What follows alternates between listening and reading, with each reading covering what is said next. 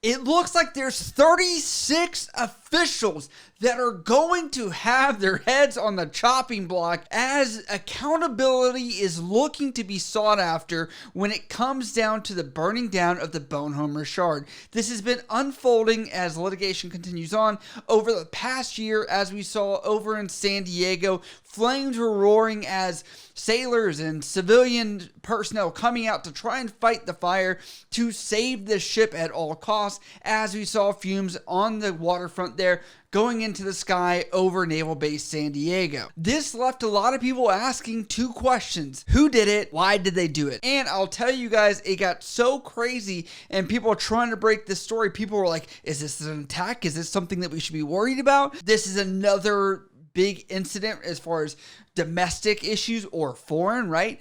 But that was not the case, as we started learning that this was just a regular fire that was started by somebody, but we still don't know who. That was until August of this year we started looking at a suspect that did get leaked, I would say. I'm not sure what happened there, but it looks like it was a sailor by the name of Sawyer that was a basic underwater demolition buds Navy SEAL drop that ended up going to the ship as a different job than being a SEAL, which put him in this regular Navy category. It was known that he had this disdain for the military or the Navy experience, as he wanted to be a Navy SEAL. And there were some accounts that people said they thought they had seen him go down to this area of the ship. There were a lot of fingers being pointed at him. On top of that, there is a famous Instagram, post that comes out as well that talks about him loving the smell of napalm, which he does reference a movie, and it just seemed to be a coincidence. So a lot of people thought he had motive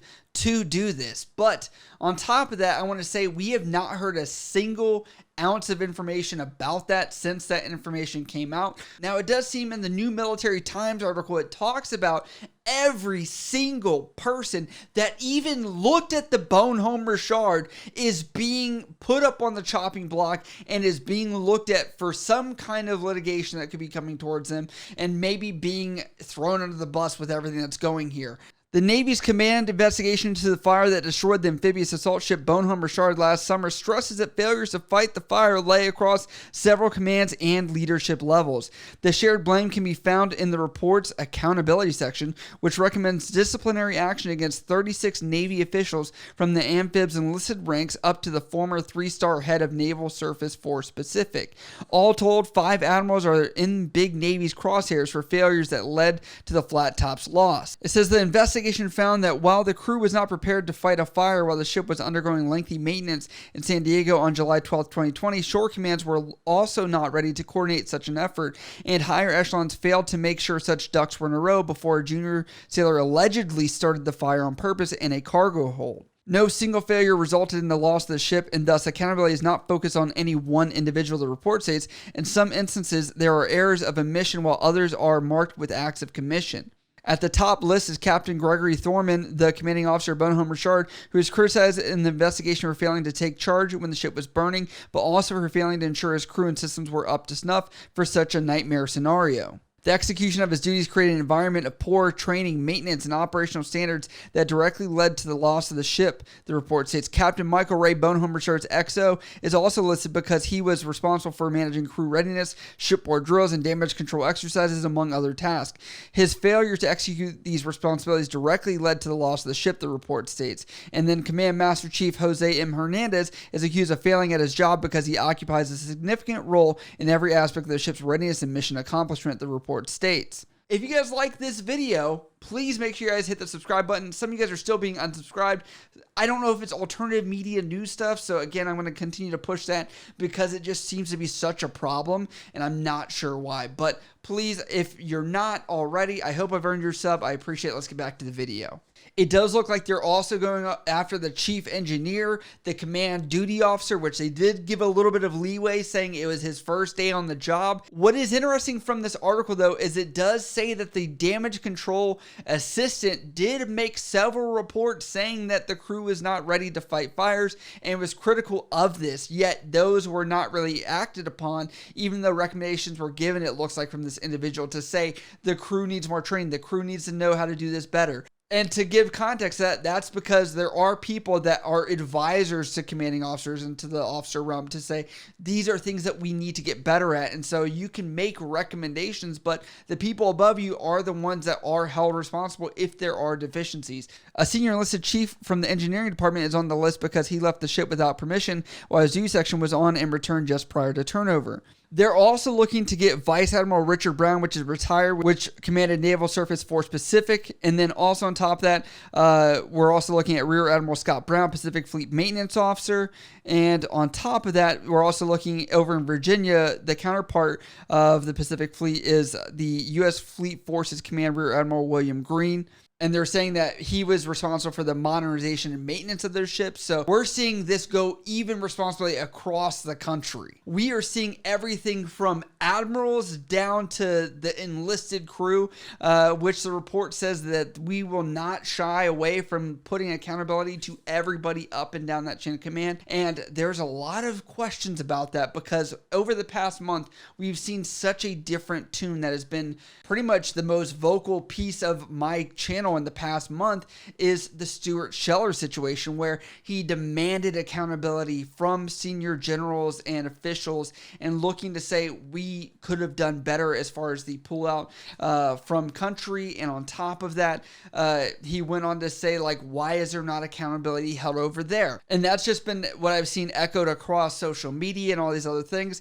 I could answer that because I do understand that could be a valid statement or question, but I do have something to say about that the Navy is different than the Marine Corps in that situation. Damage control, fighting fires is part of what is ingrained of being in the Navy. Every person on a ship is a firefighter, essentially. That's the whole idea. One of the first introductions of being on a ship is how to fight a fire. That is basic 101 damage control. Also, I have to say the ship is a fixed inanimate object, right? Like, we know where the walls start and end, or the bulkheads.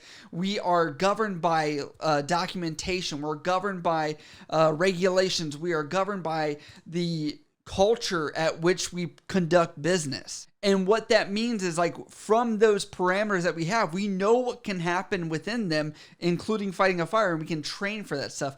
There is documentation that people are trained, and you have personal qualification standards. You have drills that you're supposed to run on a regular basis. You have all these things to say, yes, you are ready. And so it's easy to say you were deficient here, as it is ingrained in regulation. If you didn't meet all those requirements, right? It's just like, okay, you guys have failed to actually meet these standards. Where I would say in that situation in country, there's not this specific box of parameters of you need to do this many drills. You need to have this many people qualified, X, Y, and Z, as you would see on a naval vessel. I do want to read some Facebook comments here because they do bring some interesting different opinions and aspects to this. Garrett O'Neill writes, Marine officer wants accountability for the current administration abandoning Americans in Afghanistan and gets put in the brig and kicked out while no accountability actions are taken regarding Afghanistan. Navy ship catches on fire and the DoD brings everyone down with it. LMFAO. Joe Burrell says, I've heard they're actually going after John Paul Jones as well, and Ben Franklin. And John Neal says, love that the chief on duty got caught skating, makes it all worth it. They got jokes. I'm just saying. It is funny because if John Paul Jones was anywhere in that chain of command, they would have taken him down too. But I think accountability is appropriate here. At least we are seeing that it's not as bad as what people have portrayed, and maybe this will show that the military does hold that on all ranks. But that will also come down to the punishments that are served and what happens, because some people are saying, oh, the admirals are going to get slaps on the wrist, enlisted are going to be kicked out, and saying that this is going to be like an inverse relationship. But this leads me to you guys. What do you guys think the appropriate punishment should be? Because I do think that there are variables in levels of accountability, how much they contributed to it, etc. Obviously, these people that are going to be brought up on charges are going to have their days in court to defend themselves. So we'll see how this unfolds. I'll try and keep track of it as things do come out, but I'd like to know what you guys think down in the comments below. If you guys like what we do here on the channel, you can always support over at patreon.com for special perks and benefits. On top of that, you can also support over at the YouTube join button below this video for special perks and benefits here on YouTube. As always, if you guys have questions about this or anything else, you can always hit me up on Instagram, Snapchat, Twitter, down in the comments below. I love you guys. I'll see you next time.